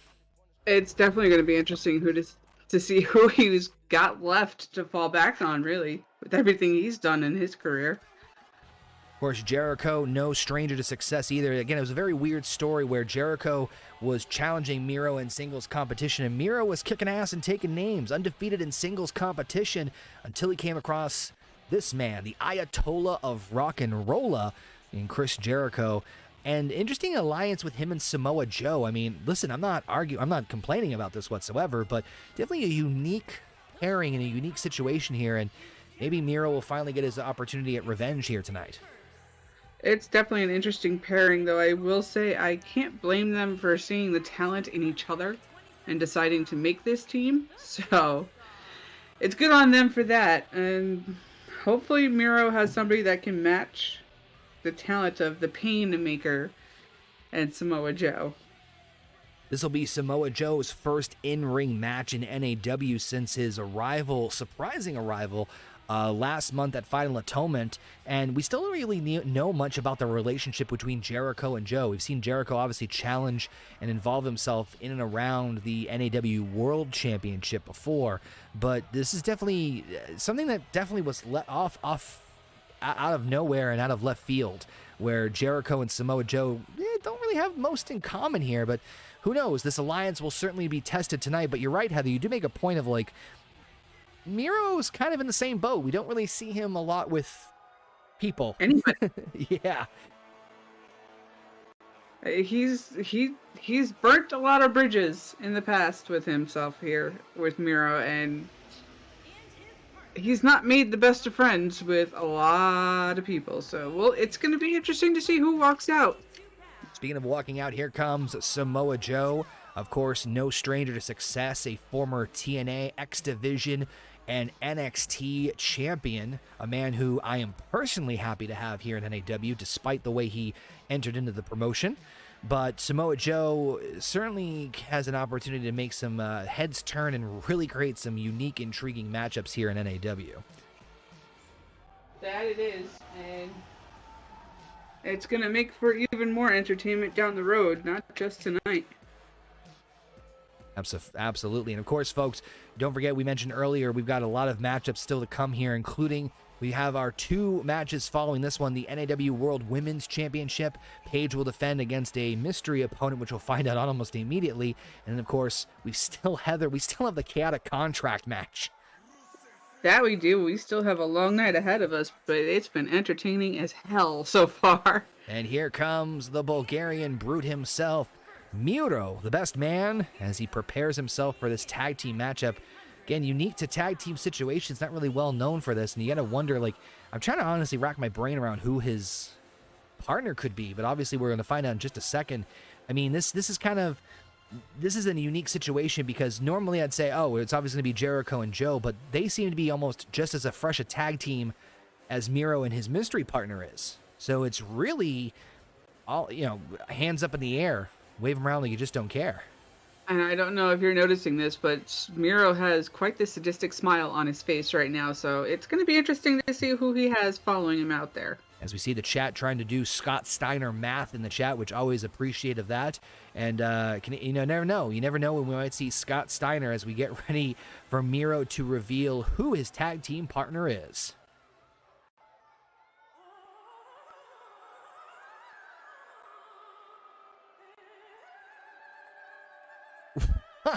Why did I not see this coming? Oh, goodness me.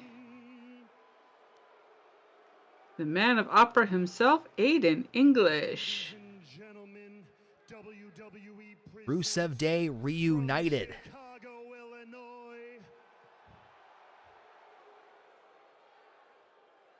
The maestro of And of course, as always, this man's singing his same old song, coming out to the ring. Is he trying to put Jericho to shame? I think the scarf is a giveaway on that one, Heather.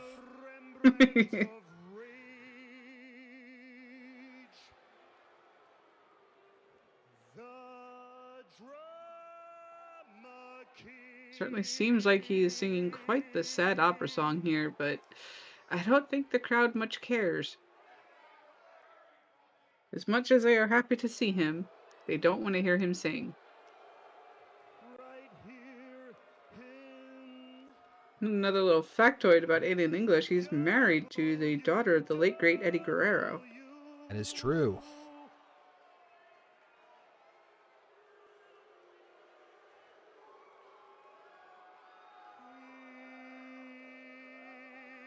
So now this definitely throws off my predictions.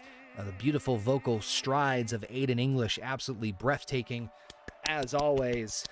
Now, this throws things off, Heather. I literally just said before he came out how, you know, I'd give the advantage to Jericho and Joe, but they're just as, a relatively new tag team. However, despite not winning any tag team championships, Rusev and Aiden English are experienced as a tag team together. So now I'm going to go with the reuniting of Rusev Day. Bell rings, and we're off to the races as Jericho and Miro kick us off.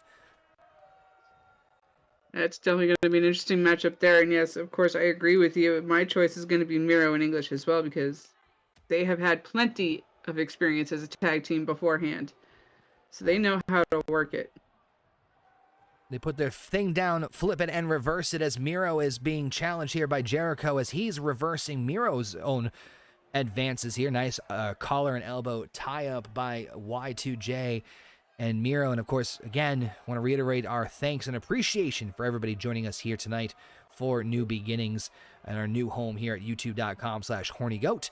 As Jericho now and Miro definitely take things on the slower side here, as we have still some great action here to come to. Oh, my God! As Miro just springboarded, I should say, Jericho into the ropes, and I'm not sure what that flailing arm attack was, but it looked like a form of a headbutt, as Miro is certainly looking for vengeance here to avenge his only singles loss in NAW against Jericho in this tag team matchup. Oh, you got to think, you know, there's a lot of high-caliber athletes here in this matchup, and you got to wonder, not only is this a chance for opportunity for revenge and retribution for some, but also to have NAW have their eyes on management, or have management have their eyes on them for potential future opportunities for like the world title, as Jericho gets the tag into the debuting Samoa Joe here in NAW. So interesting, Heather, we're getting two debuts in NAW here tonight, in ring at least. Samoa Joe and Aiden English, as Joe now, nice arm drag carry there as he starts taking it to Miro. That is true, and we could possibly have a third with Paige's mystery opponent in the Women's Championship match coming up next. That's right. No, it's still a string of surprises, and of course, we've got the Women's Championship and then the Chaotic Contract match, and of course, Heather, that blockbuster announcement for our next main event for Cold Front in February, as Joe quickly quickly did some quick power moves and then almost instantly tagged in Jericho, but Miro tags in his former friend and partner in Aiden English. Nice double axe handle there by the opera sensation known as Aiden English. That was a mouthful for you to say, that's for sure. But yes, this man is proving himself back in the ring yet again after spending quite some time on commentary for New Japan Strong. So let's see if he's still got it. English going for the... Oh, wait, no, Jericho going for a roll-up there. Only a 1 count, though. English gets the kick out here. And again, Jericho tagging in Samoa Joe. Oh, my God. Joe just absolutely almost decapitated Aiden English with that running kick there. And beautiful senton by the Samoan submission machine. I think, Heather, Samoa Joe's probably so far the most excited signee that we've gotten here so far. So many great matchups and opportunities here in NAW. And of course, we also want to hear from everybody who watches these shows as well. Let us know what your thoughts are and what you guys would like to see, because there's always a chance we could do a fan appreciation show as Miro, nice double team there with English. Who knows? Maybe fans will get a chance to pick up matches in the near future. That would be quite the interesting thing to do. Make it like a little wheel of death for the fans' choice, too. I mean, you do know here at the Horny Goat, we do love our wheels, as Samoa Joe is starting to take things here to Miro. Not looking good for Miro here. And remember, Heather, back at Final Atonement, it wasn't that great. It wasn't just the fact that Miro lost to Chris Jericho because he was distracted by Samoa Joe, but Jericho made him tap out, which I don't think we've rarely, if ever, seen Miro do. And that's a whole nother, I think submissions are a different level of suffering a loss, to say the least. But Miro now back in control. Tag made to Aiden English. Here comes those double team experience maneuvers as Rusev Day reunites with a double shoulder tackle down to the Samoan submission machine. No, I definitely have to agree with you. A submission loss is definitely the more humiliating way to go. But this is definitely proving to be an interesting match.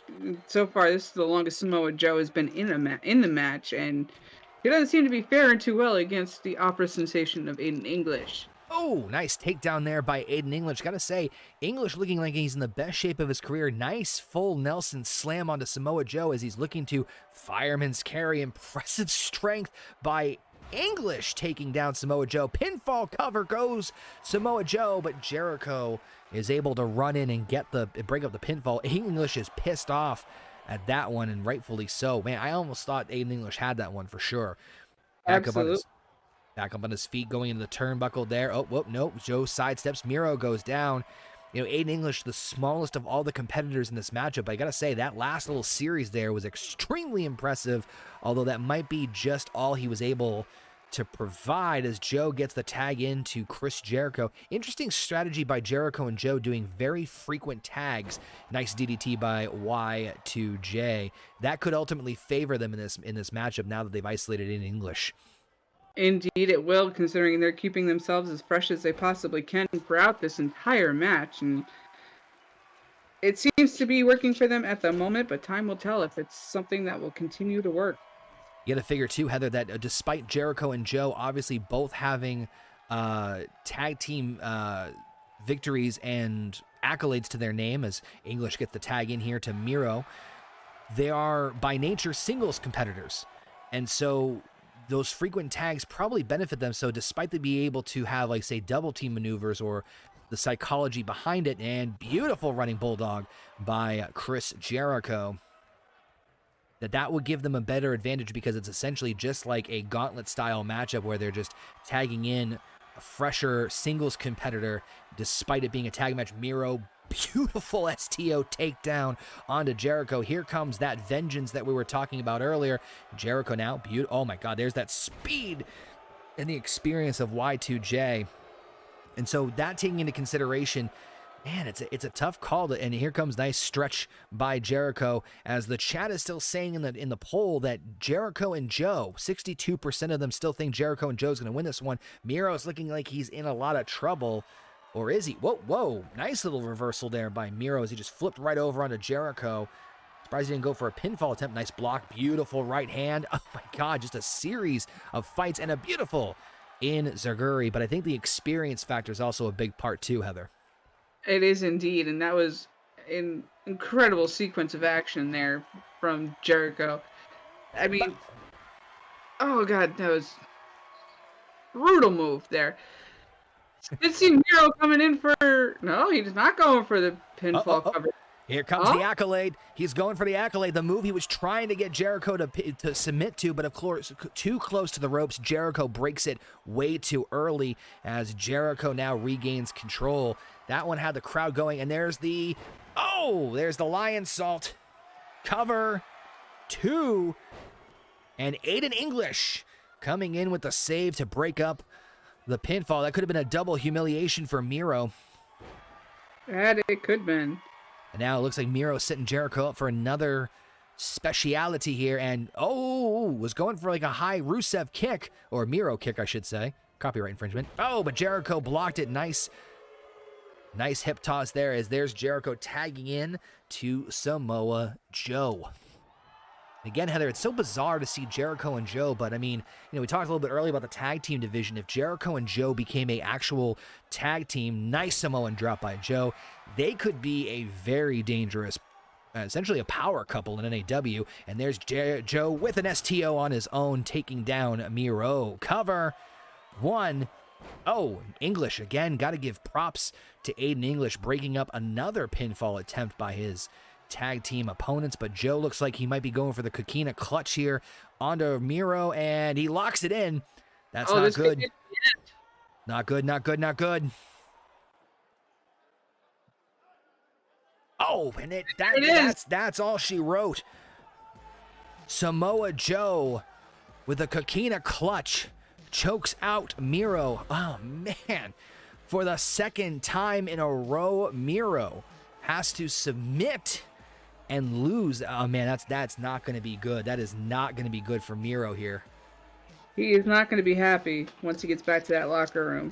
Oh, man, despite having a well-known tag team partner, they see him trying to do the accolade earlier on.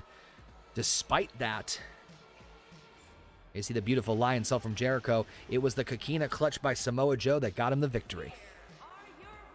Both of these teams put up quite the fight tonight, but apparently Samoa Joe and Chris Jericho had what it took tonight. Yeah, a team to be reckoned with for sure. That's going to be, again, a dangerous power couple here in NAW. You got to wonder, though. We still don't know the nature of their partnership. Only time will tell with Jericho and Joe. I mean, just bizarre. But once again, MIRO, despite calling in a favor from an old friend, comes up short and submits once again. I mean, you're right. I would not want to be Aiden English. I would not to be anywhere near MIRO after that loss. I mean, yeesh. Production crew, if you're anywhere near their dressing room at this moment, please run far away. Don't be anywhere near him, for the love of God. But of course, want to once again thank everybody for joining us in this live stream. Of course, if you do love everything NAW, we want to welcome you to our new home here at youtube.com/hornygoats. If you haven't subscribed already, make sure you hit that subscribe button. You can see our bar right down there below us. We are trying to hit 500 subscribers by the end of June, and we are at 344 at the time of the stream, at the time of New Beginnings. So hopefully we can get there with all your guys' help. We do appreciate all the love and support. Of course, also smashing that like button, participating in the polls is also a great way to interact as well. But of course, if you do love the action, we'll be back here on February the 13th for Cold Front. And Heather, do you think time is now to talk about that epic main event we were mentioning before? I believe it is. So there's a bit of a story with this one, so buckle in. We mentioned earlier that the Fiend Bray Wyatt is the NAW World Heavyweight Champion after coming blow to blow to blow with Braun Strowman over the course of NAW's reemergence. This all came to a head last month at Final Atonement, where the Fiend captured the NAW World Title in a triple threat match between Braun Strowman and the former inaugural champion Daniel Bryan. Braun Strowman has since approached NAW management demanding a rematch for the NAW World Championship. And Heather, the interesting part was he was denied. He was denied his initial request for the NAW World Title. However, he decided to sweeten the pot and he resubmitted his request, but he added two special caveats, two special stipulations to the match that, quite frankly, NAW management could not refuse. So, ladies and gentlemen, at Cold Front, next month, NAW Cold Front, it will be a huge match. It is going to be for the NAW World Championship, and there's two special stipulations. It will be the Fiend Bray Wyatt defending his NAW World Championship one more time against Braun Strowman. However, there are two special stipulations. The first stipulation is that it will, for the first time ever in NAW history, take place inside Hell in a Cell. And the other stipulation is that Braun Strowman's career will be on the line. It is title versus career, Hell in a Cell for the NAW World Championship. This could be the biggest match in NAW history so far, Heather. It definitely could be. And as I mentioned earlier, when I heard this conversation took place and the commissioner decided to let it go, as it were, I was quite shocked and thoroughly happy that he said yes to this match in particular. Braun Strowman and Bray Wyatt have been battling since October of last year, and it all came to a head last month, and Strowman is finally putting all of it on the line. If Strowman does not walk out of Cold Front next month, he will be leaving NAW forever. That is a huge stipulation for anyone, let alone Braun Strowman. And, you know, the frustrations with The Fiend alone, now he's got the championship. And I mean, this is literally a do or die situation for Strowman. So make sure you guys are back next month for Cold Front. But Heather, that's Cold Front. We've still got a lot going on here tonight, including our final championship match for this evening. It's the NAW World Women's Championship up next. Paige, our most dominant champion. She's been champion since the inaugural show in September.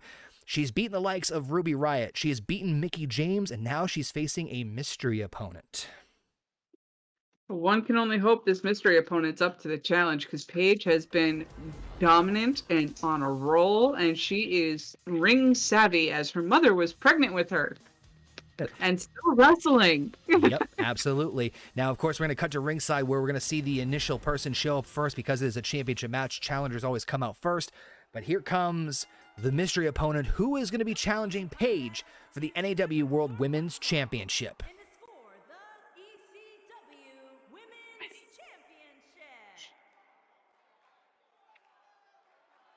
Championship. Oh!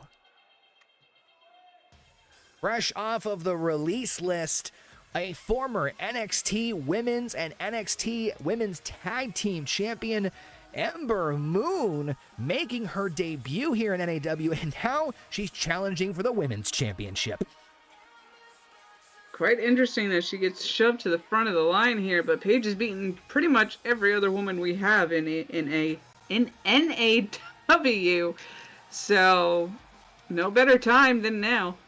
Wow, this is, I mean, you talk about the challengers we've had here for Paige here in NAW. We mentioned Mickie James, Ruby Riott.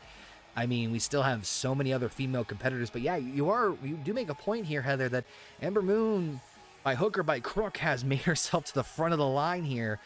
Could we see Ember Moon possibly make the biggest impact in NAW history by winning a championship in her debut match? It would be interesting to see her try, but I don't quite think she can do it just yet.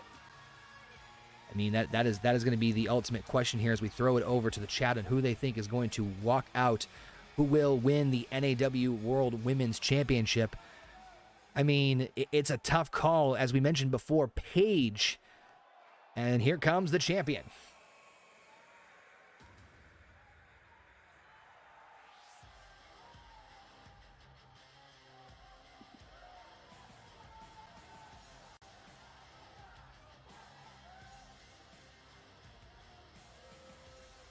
Mentioned earlier, you know, we've had multiple championships change hands since we started in September.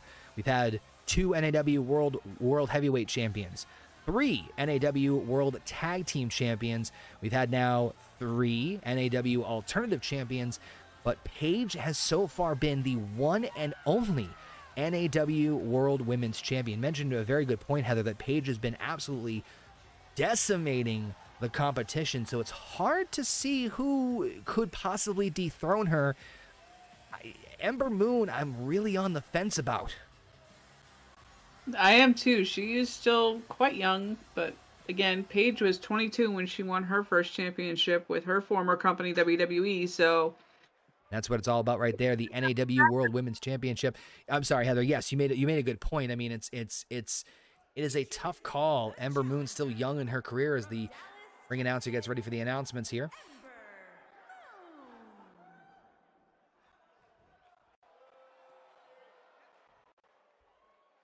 Introducing the champion.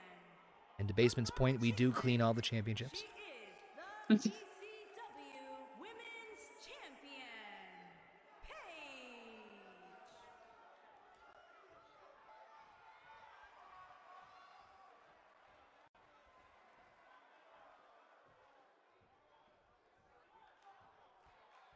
Well, I think it helps that we don't have Brad Maddox or Xavier Woods in our company, so I think we're safe on that match right there.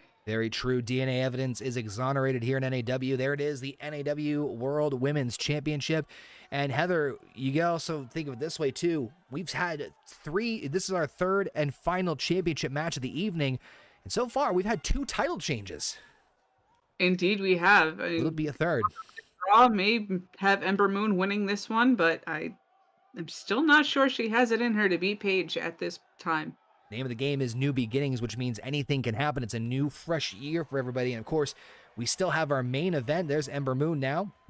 Oh, with a nice little takedown of her own onto Paige, almost like a modified DDT. It was a very interesting maneuver there by Ember Moon. These two, to my knowledge, Heather, have never faced each other. So that's the other part of it, too, is that, you know, there is a couple of advantages that Ember Moon does have. Yes, she's younger and not as experienced, but also Paige did not know who she was wrestling until that music hit. Exactly, and given that Paige was pretty much outside of the company by the time Ember Moon made it up to the main roster. Roll-up cover by Paige, too, and no. These two do not know each other. They do not know each other's moves, so...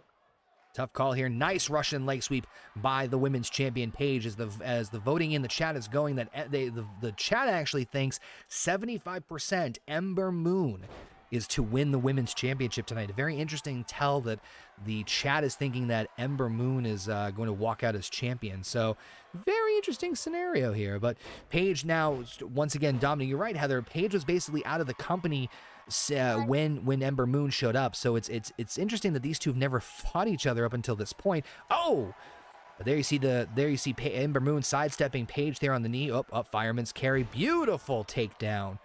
Fireman's carry takedown by Ember Moon. Again, it would be a huge statement not only for Ember Moon but for Paige and the women's division if Ember Moon won the women's championship in her debut match here in NAW. And either way, Heather, we're happy to have her in the growing list of the women's roster. Covered by Ember Moon, barely a 1 count as Paige kicks out. Yeah, if Ember Moon's, it's definitely putting the women's roster on notice to step up their game. Oh, Paige now, nice. Taking Ember off of the top rope. Oh, and cleaning her clock with a forearm shot of her own. And we mentioned earlier about like the alternative title in the tag team. This one is champion's advantage for sure, as of course it is a standard wrestling match. So you see the referee starting the 10 count there. So, you know, to your point, Heather, Ember Moon definitely has a little bit of a disadvantage as well, as, you know, every championship match is usually champion's advantage. But I wouldn't count Ember Moon out either. But damn, there's that high knee kick there by Paige there, and looks like she's already going for the Paige turner. That could be setting things up already. This is not looking good for Ember Moon. It looks like Paige is already ready to put her away. There we go. Bridging up, connecting, and there's the DDT. Could Paige already retain her women's championship this early and continue her dominating streak? Referee, what the hell? 1, 2... And just like that, Paige retains. Wow. That was quite ready. I guess not. Paige, once again, shows why she is the most dominating champion in NAW. Retaining the championship again. I mean, not a bad effort from Ember Moon, but, man, Paige was just not screwing around. No, she was not. And I thought the fumble from the referee there was going to get Ember Moon a little more time, but... apparently that DDT knocked her out. Apparently so, and I mean that is a devastating maneuver from Paige there. Despite the chat thinking, a 60% to 40% vote that Ember Moon was going to dethrone our longest reigning NAW champion, Paige once again showcases why she is the most dominating and fearing NAW champion. Mm-hmm. Now the question begs, who's next for Paige? I mean, Heather, you're not wrong. She's defeated all 3. Paige has defeated every single opponent that NAW has thrown at her. She's beaten Ruby Riott. She's beaten Mickie James. She has beaten Ember Moon you're right. It's at this point, it's like, what the hell's who is left? I mean, there's still a couple of challengers waiting in the wings. Rumblings are heard, so you'll just have to tune into more NAW shows or follow us on social media to find out when all these match announcements come through. So make sure you follow us on our respective Twitter handles. Of course, Heather's at Goonie20. I am at OKFabe, and of course at the Horny Goat 1. Check out all the latest on what's going on with the channel. But we got ourselves a huge main event coming up, and once again, want to remind you guys one final cheap plug. If you guys loved NAW, make sure you guys come back for NAW Cold Front live this coming Sunday, February the 13th, as we're going to have some incredible matchups. Of course, you guys already know that the Alternative Championship will be defended as the new champion Hideo Itami will take on the winner of the Alternative Battle Royal at the beginning of the show, Ty Dillinger, the Perfect 10. Itami took everything and did anything he possibly could to win back his title, and now we know the Alternative title will be defended at Cold Front. Plus, our huge main event, title versus career. It is Braun Strowman taking on the NAW World Heavyweight Champion Bray Wyatt inside Hell in a Cell. If Braun Strowman loses this matchup, he will quit NAW forever. It is certainly going to be a matchup you guys do not want to miss, so make sure you guys come back here on Sunday, February the 13th for Cold Front. But now it is time for our epic main event. It is the NAW first ever chaotic contract match. Those of you familiar with the concept of a Money in the Bank ladder match, it's pretty much the exact same scenario. 6 men will fight in a ladder match, a briefcase suspended above the ring. Whoever captures the briefcase first gets an opportunity at the NAW World Heavyweight Championship anytime, any place in the year 2022.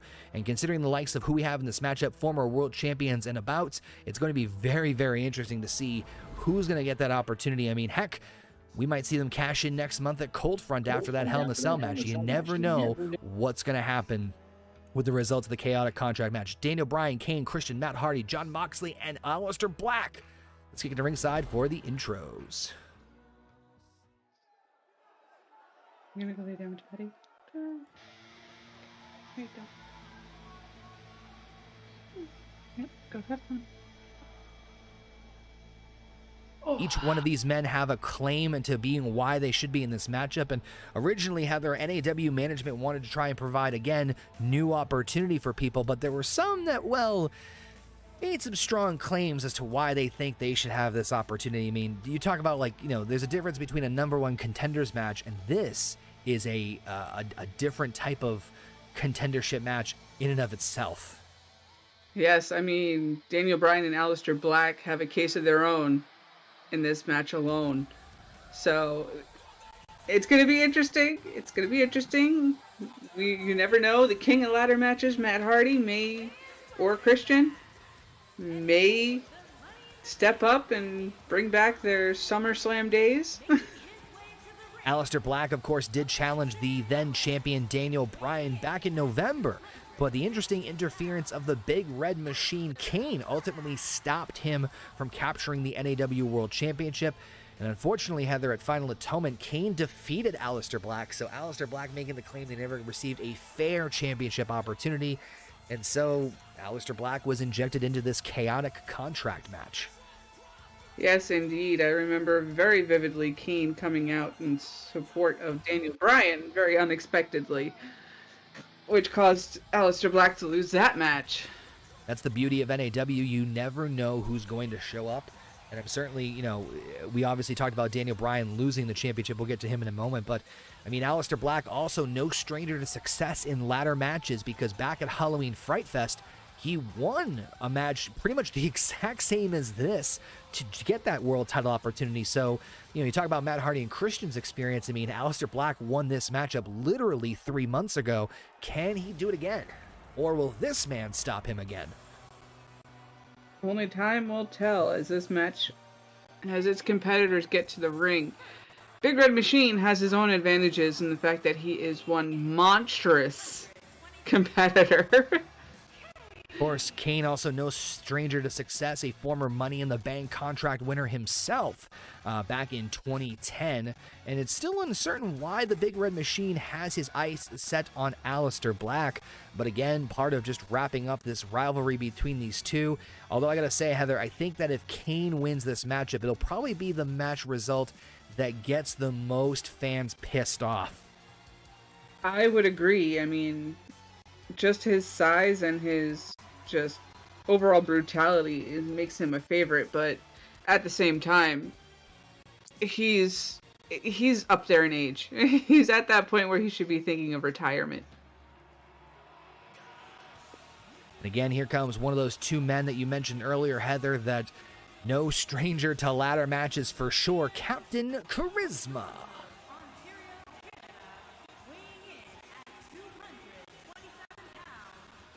Christian, yes, indeed. Christian heading to the ring, tricking out the crowd for his peeps.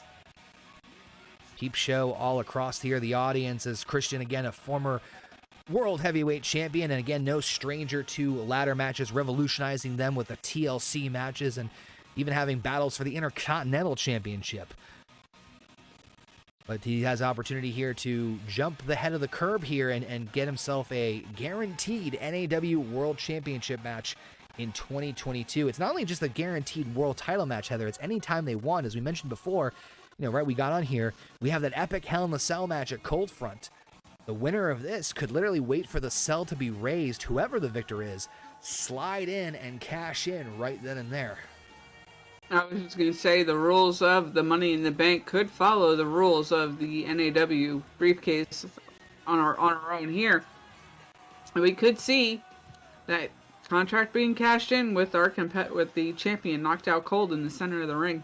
There's also the chance that they could wait until the very end and wait till December of 2022. Remember, they can cash in the chaotic contract anytime they want in the year. As there you see it right behind over Christian's shoulder, the NAW chaotic contract. It's anytime they want in the year. They could do it next month at Cold Front. They can do it in December whenever they want to. And there you see another ladder expertise in the Woken One himself. And man, is that word taken on a different term in the last couple of years. Yes.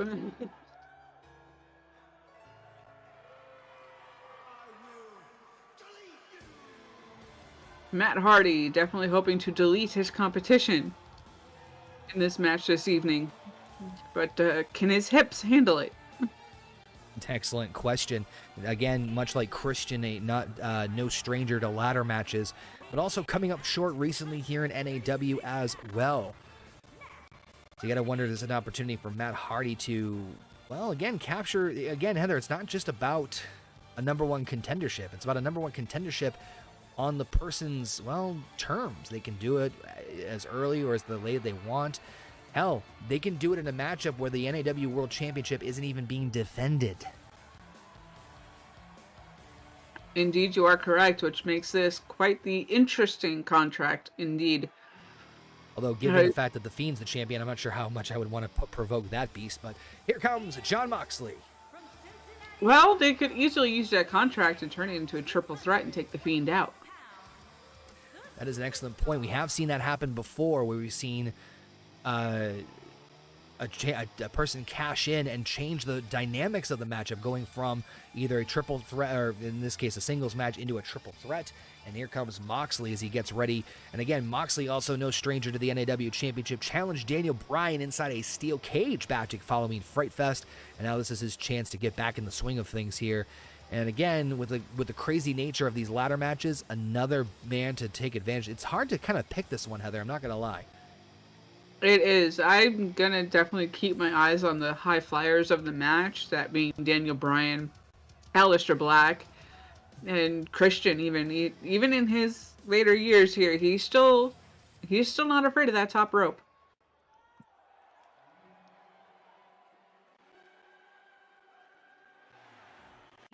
And there is our former inaugural NAW World Champion, Daniel Bryan, a man who held the title from the inaugural launch in September until that triple threat match we mentioned earlier on in the program.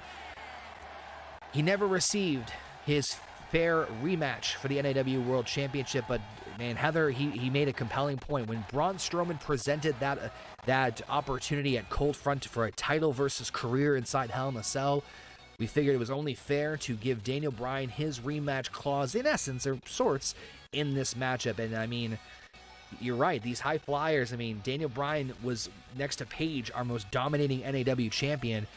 Who's to say he won't rise through the ranks again and become the winner of the Chaotic contract? He has just as much of a chance as anybody else in this match. Of course, want to remind everybody and thank everybody for tuning in for this lengthy NAW New Beginning show. It's definitely been one for the ages. We have ourselves, of course, a new NAW Alternative Champion, new NAW Tag Team Champions, and, of course, so much other craziness in between. And this is what it's all about. 6 men, the bell ring, and the Chaotic contract is on the line. And, folks, just like the Battle Royal, this one's going to be hard to call. It's going to be extremely hard to call, considering there are so many bodies flying around in this ring already, and it's only just started. Oh, man, Kane just instantly took down Jon Moxley as Aleister Black and Christian battling on the other corner of the turnbuckle, and Daniel Bryan and Matt Hardy outside the ring. And again, you guys know the rules. There is no disqualification, no count out, no pinfalls, no submission. The only way you got to win, hell, there's no referee, which is, given the rate of their track record tonight, is probably a good thing. There is only one way to win. Climb that ladder, retrieve the briefcase, and secure your world title shot anytime in this year of our Lord 2022. As we see Kane actually the first one to throw a ladder in this matchup here. And again, Heather, like I mentioned earlier in the intro, Kane, not really a fan favorite, I think, in this matchup. Oh, there you see Aleister Black, who these two have been battling it out over the last couple of months. Oh my God, as Kane just tossed Aleister Black right into that ladder. And of course, this matchup is going to be a staple for all of our January shows going forward, which I'm really looking forward to. It's definitely going to make for a fun evening watching these matches every time. Aleister Black resets up the ladder as Kane starts to go back and forth. But yeah, these matches, much like the Battle Royals, are always so unpredictable. Absolutely, and it makes for great content as well. Oh, we got a ladder up already, and of course, Aleister Black reaching for that case. As we mentioned, Black won the matchup back in October, this exact same match, but Kane quick to follow suit as Black was the first one with his hands on the briefcase. Now he's going to get the victory on that one. Interesting that Kane is the first one to go after this one. You'd figure Kane being the bigger guy, although he is just absolutely just steamrolling over Aleister Black right now. And again, really not sure what the nature of this rivalry is between, but now Kane's on top of the ladder. Oh, but it doesn't take long for Aleister Black to knock the big red demon off. And now everybody and their mother's back in the ring except for Christian. Oh, there goes Moxley over the top rope.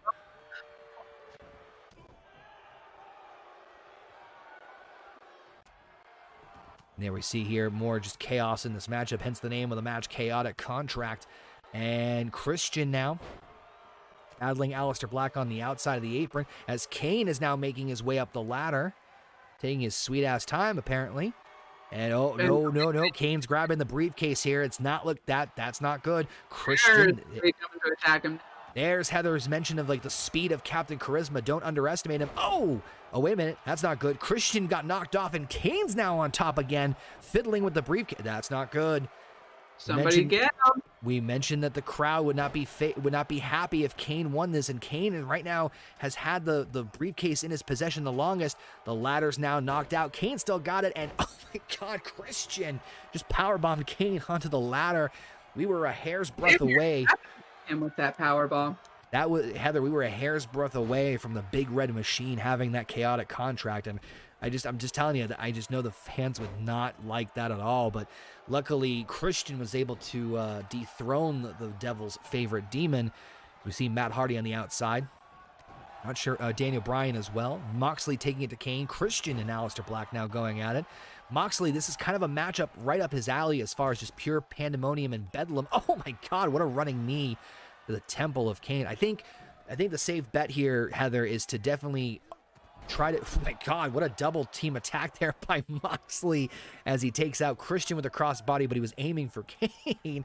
As I thought they would take out Kane, considering he's probably the, no pun intended, the biggest threat in this matchup as Moxley sets the ladder in the ring. Oh, there's what I'm talking about. Oh my God, the height. The height of Moxley being tossed by Kane is now Daniel Bryan makes his way into this one.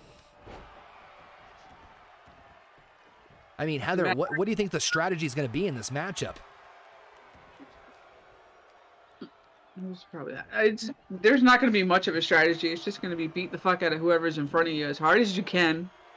Make sure they can stay down as long as you need them to get up that ladder to take that briefcase down. Got Moxley going to the outside, which is never a good thing.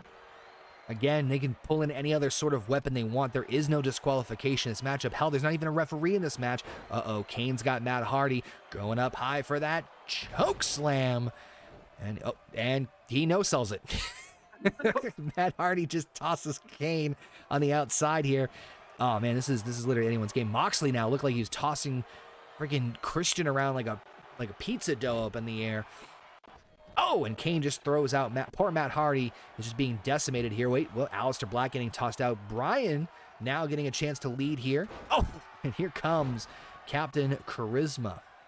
Captain One Punch with this match here tonight, it seems. Good Lord. Yeah, holy crap. I mean, again, you got to remember, Heather, what is on stake here. It's not just a championship. It's a chance to control the environment and have the best strategic advantage at having a shot at the world title. It's one thing to have a world championship opportunity. It's another to do it on your terms when and where you want it. And considering the likes of who's been challenging for the championship, especially at Cold Front, between The Fiend and Braun Strowman, you're gonna need every advantage you have, as it seems everyone except for Moxley now is laid out completely as he goes back outside to grab that ladder and bring it right back in. Matt Hardy right to Matt Hardy's face.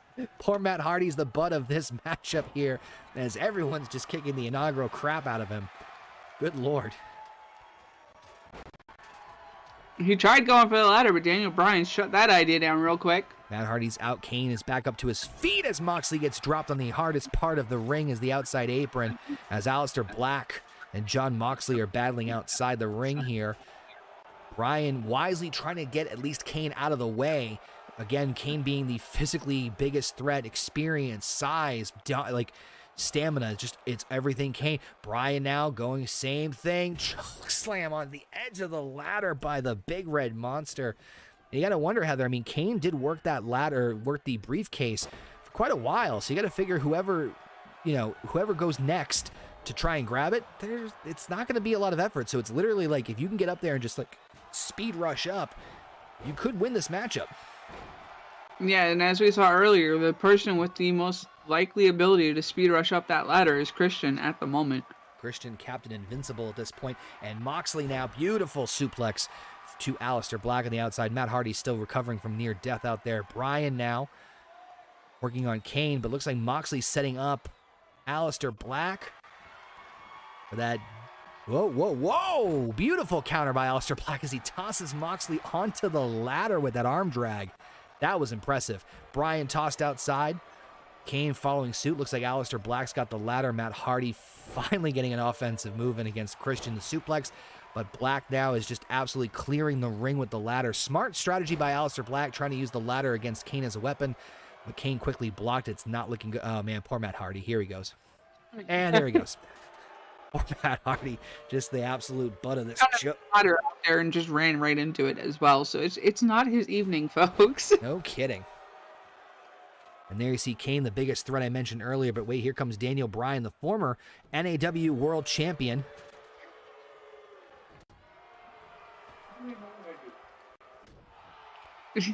Thank you all for tuning into our main event here with a nice running, high-flying move by Bryan. But Black now coming back with the ladder.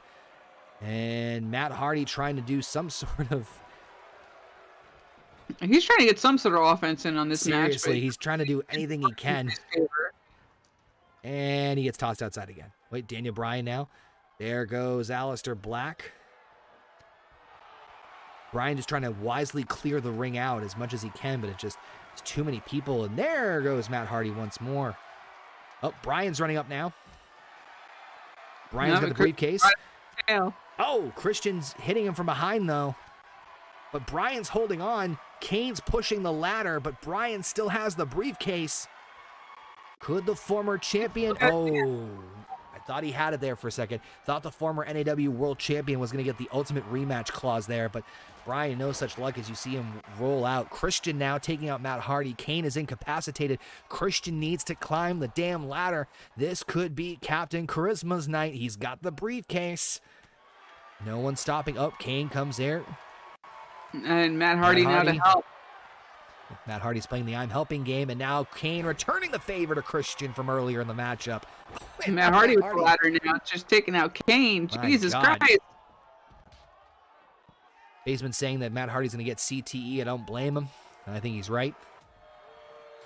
And Christian rolled right out of the ring, right on top of the ladder. Matt Hardy's trying to do everything he can. I thought he was going for a twist of fate on the ring ropes there, but no such luck.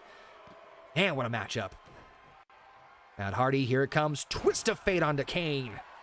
Moxley is taking it to Aleister Black out there, but he's very easily greeted with Black Mass. Here comes Matt Hardy. Could Matt Hardy do it? Is Matt Hardy going to redeem himself from no. getting the crap? Daniel Bryan coming right behind him, though. Bryan's giving him an anal punch to Matt Hardy. Oh, series of anal punches, but Matt Hardy's not letting go of that briefcase. Oh. There it is. Too much there. Matt Hardy is just hanging, like just wobbling to and fro as Kane and Aleister Black sends him to his death off of the ladder. Good Lord. I think at this point, Heather, except for maybe Moxley, everyone has touched that briefcase, and it's literally everyone's game. Bryan now with his series of yes kicks to Matt Hardy for touching his briefcase. Oh! Kane sending Aleister Black to the outside. Daniel Bryan trying to do the same to Christian. Now Kane's scaring me in this situation. Wait, Kane's now rolling out here. Everyone's out. Wait a minute. Daniel Bryan, can you do Moxley's it? up, but it might be too late. Bryan now running to the top. This could do it. Moxley's going to try and stop him, but is he too late? Wait. What did Moxley stop? He does it! It's too late. Moxley, for reasons I don't know, slid down the ladder, but it was too little too late. Daniel Bryan redeeming himself after losing the NAW World Championship last month at Final Atonement, wins the chaotic contract match. But man, look at the carnage. Look at this chokeslam from Kane, and then Moxley with a DDT onto Aleister Black. I mean, this was just pure bedlam. This match was insane, to say the least. But he gets his rematch anytime, anywhere. In 2022, Daniel Bryan is your winner of the chaotic contract. And I mean, Heather, we're off to an intriguing year here in NAW. We've got, again, new alternative champion in Hideo Itami, the first ever two-time champion.